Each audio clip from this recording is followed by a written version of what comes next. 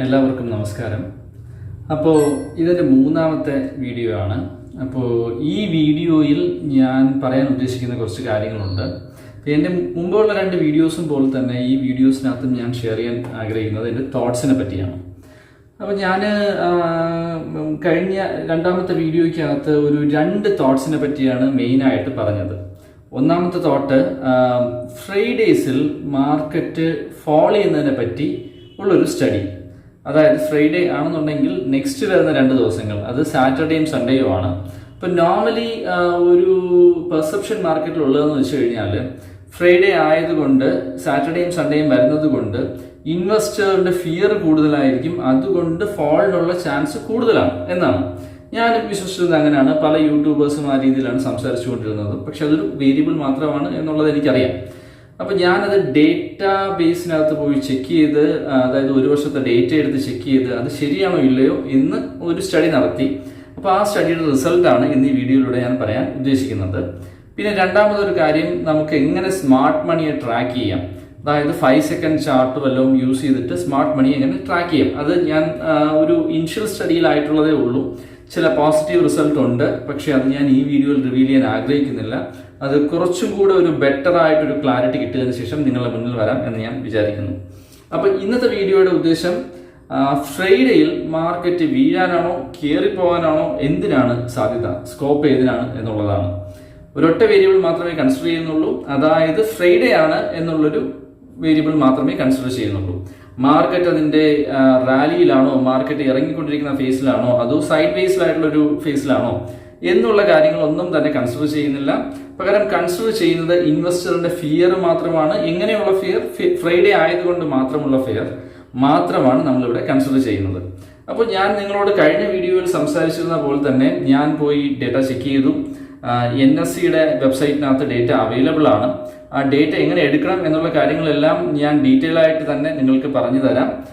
Data നമ്മൾ വേറൊന്നുമില്ല, just ഗൂഗിളിനകത്ത് പോയി ഒന്ന് ഹിസ്റ്റോറിക്കൽ NSE ഡേറ്റ എന്ന് സെർച്ച് ചെയ്താൽ തന്നെ NSEയുടെ സൈറ്റിൽ എവിടെയാണോ ഈ ഡേറ്റ പ്ലേസ് ചെയ്തിരിക്കുന്നത് അവിടെ തന്നെ അത് കറക്റ്റ് ഗൂഗിൾ നമ്മളെ കൊണ്ടുവന്ന് എത്തിക്കും. നമ്മൾ NSEയുടെ സൈറ്റിനകത്ത് കയറിപ്പോയി ഐഡന്റിഫൈ ചെയ്യാൻ വേണ്ടി നിൽക്കേണ്ട കാര്യമില്ല. ഞാൻ ആദ്യം ചെയ്തത് NSEയുടെ സൈറ്റിനകത്ത് കയറി ഇത് ഐഡന്റിഫൈ ചെയ്യാൻ ശ്രമിച്ചു, പക്ഷെ അത് കുറച്ച് ബുദ്ധിമുട്ടാണ്. അത് അത്ര യൂസർ ഫ്രണ്ട്ലി ആയിട്ടുള്ള രീതിയിലല്ല പ്ലേസ് ചെയ്തിരിക്കുന്നത്.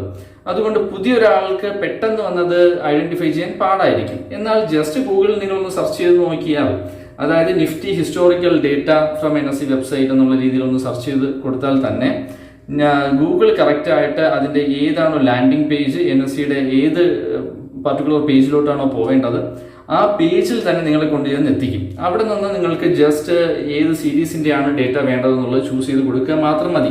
ഞാൻ നിഫ്റ്റിയാണ് ചെക്ക് ചെയ്യുന്നത്. അപ്പോൾ നിഫ്റ്റി 50 ഞാൻ ആ പേജിൽ എത്തിയതിനു ശേഷം ചൂസ് ചെയ്ത് കൊടുത്തിട്ട് എത്ര പീരീഡുള്ള ഡേറ്റയാണ് വേണ്ടതെന്നത് ചോദിക്കും. അത് 1 മന്ത് ഉണ്ട്, 5 ഡേയ്സ് ഉണ്ടെന്ന് തോന്നുന്നു, 6 മന്ത്സ് ഉണ്ട്, 1 ഇയർ ഉണ്ട്, പിന്നെ കസ്റ്റമായിട്ട് വേണമെങ്കിലും നമുക്ക് കൊടുക്കാം.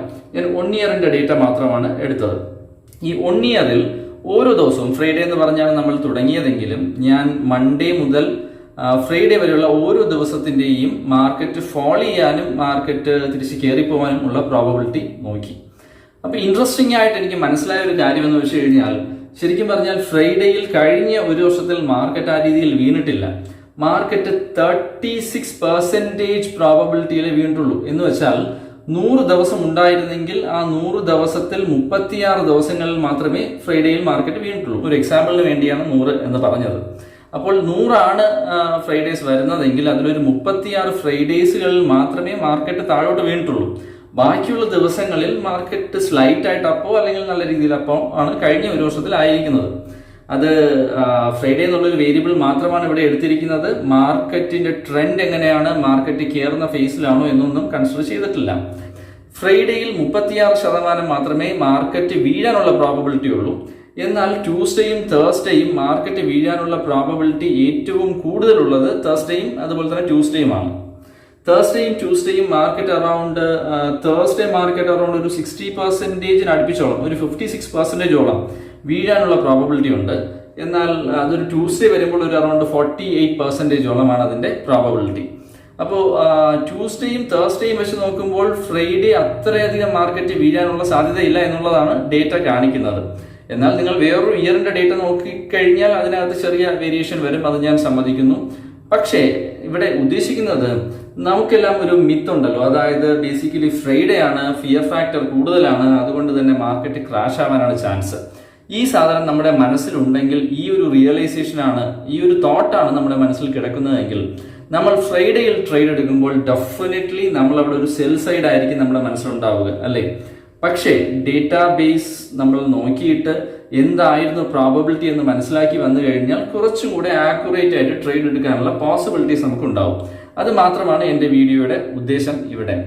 അപ്പോൾ നിങ്ങൾ മനസ്സിലാക്കുക, ഇനി യൂഷ്വലി ട്രേഡേഴ്സ് പറയുകയാണ് ഫ്രൈഡേ ആണ്, ഫിയർ ഫാക്ടർ ആണ്, മാർക്കറ്റ് വീഴാനാണ് സാധ്യത എന്ന് പറഞ്ഞാൽ നിങ്ങൾ പറയണം, അല്ല, കഴിഞ്ഞ ഒരു വർഷത്തെ ഡേറ്റ നോക്കൂ, ശരിക്കും മാർക്കറ്റ് 36% അല്ലേ വീണിട്ടുള്ളൂ എന്നവരോട് സംസാരിക്കും. അപ്പോൾ ഡേറ്റ നോക്കിയതിനു ശേഷം സംസാരിക്കാൻ നമ്മുടെ യൂട്യൂബേഴ്സിനെ നിങ്ങൾ നിർബന്ധിക്കും. അപ്പോൾ ആ രീതിയിൽ നിങ്ങൾ മാർക്കറ്റിനെ അപ്രോച്ച് ചെയ്ത് കഴിയുമ്പോൾ മാർക്കറ്റിൽ വളരെ നല്ല ക്ലാരിറ്റി വരും. മാർക്കറ്റിൽ ബേസിക്കലി നമ്മുടെ ഫീലിങ്സോ ഇമോഷൻസിനോ ഒക്കെക്കാൾ കൂടുതൽ മാർക്കറ്റ് എപ്പോഴും സിസ്റ്റമാറ്റിക് ആയിട്ടല്ലേ മൂവ് ചെയ്യുന്നത്. സിസ്റ്റമാറ്റിക് ആയിട്ട് മൂവ് ചെയ്യുന്ന മാർക്കറ്റിന് എപ്പോഴും ഇഷ്ടം മാർക്കറ്റിനെ പറ്റി പഠിച്ച് റിസർച്ച് ചെയ്ത് മാർക്കറ്റിന്റെ ക്രെക്സ് എന്താണെന്ന് മനസ്സിലാക്കി മാർക്കറ്റിലോട്ട് ഇറങ്ങി ചെല്ലുന്ന ആൾക്കാരെയാണ്.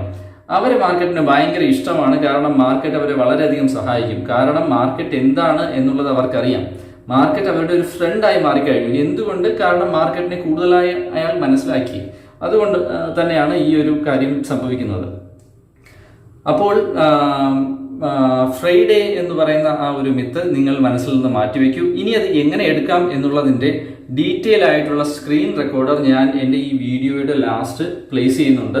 അപ്പോൾ ആ സ്ക്രീൻ റെക്കോർഡിൽ പോയി നോക്കുകയാണെന്നുണ്ടെങ്കിൽ നിങ്ങൾക്ക് മനസ്സിലാവും അത് എക്സാക്ട്ലി എങ്ങനെയാണ് ഞാൻ എടുത്തിരിക്കുന്നത്, ഏത് രീതിയിലാണ് ഞാനത് NSE നിന്ന് ഡൗൺലോഡ് ചെയ്ത് ഒരു ഗൂഗിൾ ഷീറ്റിനകത്തിട്ട് ഒരു ഫോമുലയെല്ലാം ക്രിയേറ്റ് ചെയ്ത് സെറ്റ് ചെയ്ത് ഫ്രൈഡേ, മൺഡേ, അതുപോലെ തന്നെ വെനസ്ഡേ, തേഴ്സ്ഡേ, ട്യൂസ്ഡേ എന്നുള്ള രീതിയിലെല്ലാം മാറ്റി വെച്ചിരിക്കുന്നതെല്ലാം തന്നെ നിങ്ങൾക്ക് മനസ്സിലാവും.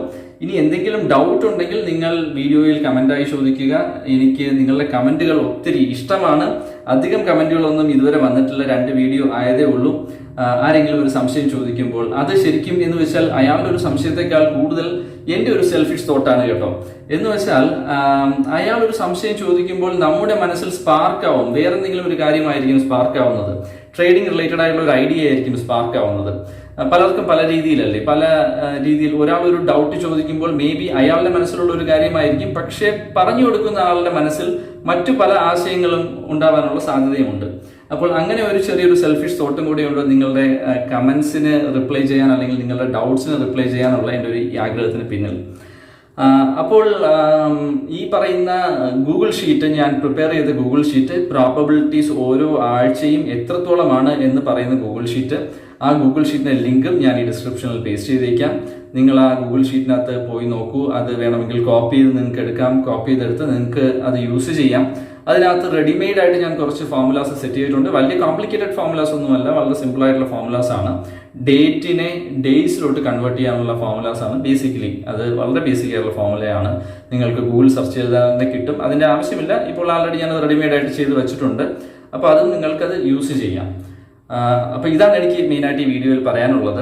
ഈ വീഡിയോയുടെ സ്റ്റാർട്ടിങ്ങിൽ ഞാൻ പറഞ്ഞതുപോലെ ഡെഫിനറ്റ്ലി അടുത്ത ഒരു വീഡിയോ ചെയ്യാൻ എൻ്റെ മനസ്സിൽ ആഗ്രഹം, അതായത് അടുത്തൊരു തോട്ട് എനിക്ക് ബേസിക്കലി ഉള്ളത് ഈ സ്മാർട്ട് മണിയെ ട്രാക്ക് ചെയ്യുന്നതിനെ പറ്റിയാണ്. ഒരു 5 സെക്കൻഡിന്റെ വോളിയം അനുസരിച്ച് നമുക്ക് സ്മാർട്ട് മണിയെ ട്രാക്ക് ചെയ്യാൻ പറ്റുമോ? പറ്റിക്കഴിഞ്ഞാൽ അവർ എൻട്രി ചെയ്യുന്നതും അല്ലെങ്കിൽ എക്സിറ്റ് ചെയ്യുന്നതും അവരുടെ സ്ട്രാറ്റജി എന്താണെന്ന് മനസ്സിലാക്കി ആ രീതിയിൽ നമുക്ക് മാർക്കറ്റിൽ പ്ലേ ചെയ്യാൻ പറ്റുമോ ഇല്ലയോ എന്നുള്ളതാണ് ആ ഒരു തോട്ട്. അതിൽ ഇനിഷ്യൽ ആയിട്ടുള്ള ഒരു സ്റ്റഡി ഞാൻ നടത്തി. അതിൽ കുറച്ച് പോസിറ്റീവ് ആയിട്ടുള്ള സൈഡ് ഉണ്ട്, പക്ഷെ അത്ര ഈസി ആയിട്ട് നമുക്ക് ട്രാക്ക് ചെയ്യാൻ പറ്റില്ല സ്മാർട്ട് മണിയെ. അവർ പല രീതിയിലുള്ള സ്ട്രാറ്റജീസ് ആയിരിക്കും യൂസ് ചെയ്യുക. അത് നമ്മൾ ഈ വോളിയവും പ്രൈസും തമ്മിലുള്ള കോമ്പിനേഷൻ വെച്ച് കണ്ടുപിടിക്കണം.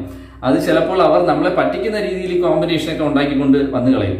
കാരണം അവർ ചില്ലറക്കാരല്ലല്ലോ, നമ്മൾ റീറ്റെയിൽ ട്രേഡേഴ്സിനെ പോലെ ഒത്തിരി പ്രൊഫഷണൽ ആണ്, ഒത്തിരി ഈ ഗെയിം അറിയാവുന്ന ആൾക്കാരാണ്. അപ്പോൾ അതൊന്ന് നോക്കട്ടെ. അത് നിങ്ങൾക്ക് വർത്താവും എന്നെനിക്ക് തോന്നുകയാണെങ്കിൽ ഡെഫിനറ്റ്ലി അത് ഞാനൊരു വീഡിയോ ആയിട്ട് ചെയ്യുന്നതാണ്.